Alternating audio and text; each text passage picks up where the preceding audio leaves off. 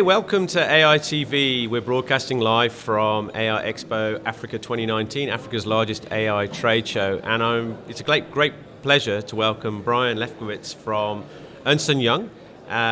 He's the head of intelligent automation, is that right? Yeah, Brian? that's correct. Thanks for having me. Welcome to the show. Yeah, thank you very much. Brian, I guess most people will know Ernst & Young is an auditing firm, so what's an auditing firm doing with AI, right? Maybe we can start there. No, it's a question I get quite a lot of the time. It's actually, for many years, most the consulting firms had two types of practices. The audit practice, and then what we have is our consulting practice, or advisory practice, which has been growing exponentially for the last few years. In that space, we really identified the need for organizations to have process automation, and the birth of robotic process automation from a consulting point of view came across, which obviously now links to the pivot from base RPA to cognitive intelligence and artificial intelligence. And it's, the consulting part of the business is really about how do we help our clients understand what does this journey look like, how do we go on the journey, how do we help them embrace this type of technology inside, and then actually build the capabilities that are required to make it happen. Yeah, I think you've done two talks today, yeah, right? So just tell the audience what you've been talking about. Just give them a feel for your talks, what success stories, case studies you've been presenting. Brilliant. So the first one I did was actually with UiPath. Okay. EY, SAP and UiPath came together and built a tool for the migration from SAP to S4HANA. So we're really showcasing how we can use intelligent automation of UiPath with the SAP back-end as well as the EY's business knowledge, and we created this modular type approach to this data migration exercise that most organizations need to do in the next 5 or 6 years. So we really focused around that talk around those use cases and how we do it, showed a few demos on the technology actually working, which is quite exciting. And the key track that I did this morning was really around a piece of work that EY and Microsoft came together to do, and it was a transparency report into the state of AI across Africa and Middle East. I was extremely lucky to be part of that type of journey. We interviewed 112 companies across Africa and Middle East to really understand what are large organizations doing in the world of AI. What does it mean? What's in the roadmap? And I was here today presenting the findings of those reports. Okay, the next question is, what are those findings? I think, one of the observations I made in one of the other interviews was that to be a CXO right now in a large company, it must be bewildering. 20 years ago, 15 years ago, 10 years ago, you really didn't have too much choice between the main platforms that we all know and love. Whereas now in the AI space, that's completely different, right? Yeah. So what did you find or hear from the CXOs? What are the main challenges and trends that you were seeing? Yeah. Fascinating enough, we found around 80% of organizations at C-suite level are talking about AI. And when I say talking about it, we not to go too much into the stats, but around 46% of them are saying, well, you know what, this is important or more on our journey in the near future. So CXOs, CIOs, CTOs are really looking at saying, well, how do we bring this capability in-house? And I think for us, as we're going through the mechanisms, we identified the risks associated to it, and we spoke quite openly about the risks. Just to mention them now, the three main ones that came up was really around how do we handle this from an impact to personnel.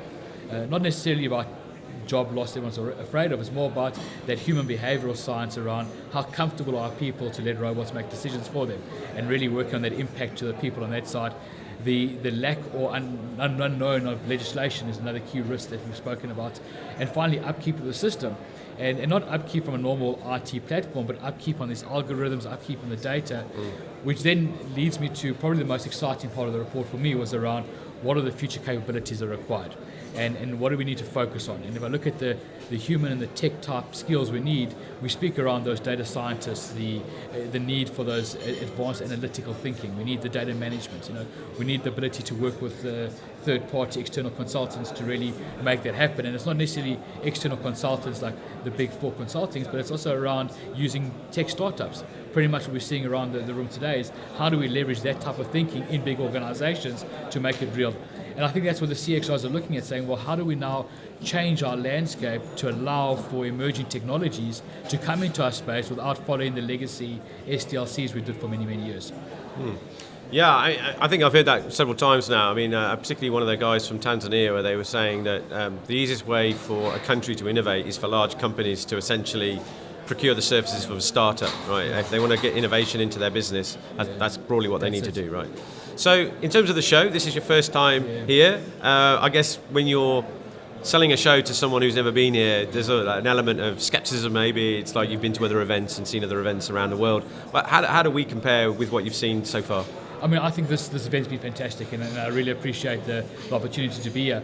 Just meeting the startups and the large organisations are here, understanding what everyone's doing. That the networking that you created in the forums and the innovation cafes have been superb. And I think guys like myself that have never been here before, I'd encourage people to come next year. It's really been an eye opener to see what the nuts and bolts and what the future looks like.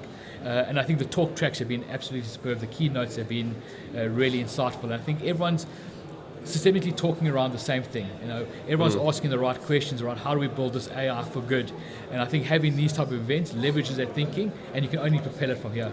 Yeah, well, thank you for the kind words there, Brian. And if you were to, your next customer meeting, let's say, I mean, what would be the top 3 things that you'd be recommending to a CXO now to say, right, you're thinking about it, you're talking about it, so what next? What are the top 3 things I need to think about in terms of doing an implementation right now? I mean, in the world that I work in, the clients that I talk about is all around helping them along the journey. So I think when you start this, you have to have a clear strategy around how you want to move from where you are today to where you're going to be in the future. And I think for the last 5 or 6 years, everyone's been talking about fit for purpose. Okay. Right? And I think that's what everyone's been speaking. I think we need to change the conversation that says, are you fit for AI? And how do you look at your organization to be fit for AI, not necessarily just fit for purpose? And I think the two need to work quite together. So in my conversation with my clients, it's all around how do we build that strategy, how do we build that roadmap, how do we enable the technology to make sure we are fit for AI as we transgress. Okay. Well, look, Brian, absolute pleasure having you here, and thank you for making a contribution to the speaking program. It was great that we met through the report, and I loved reading that report from us on Microsoft, and obviously looking forward to the next edition. So thanks very much for coming, Brian. Thank you very much. Cheers. Thanks. Yeah.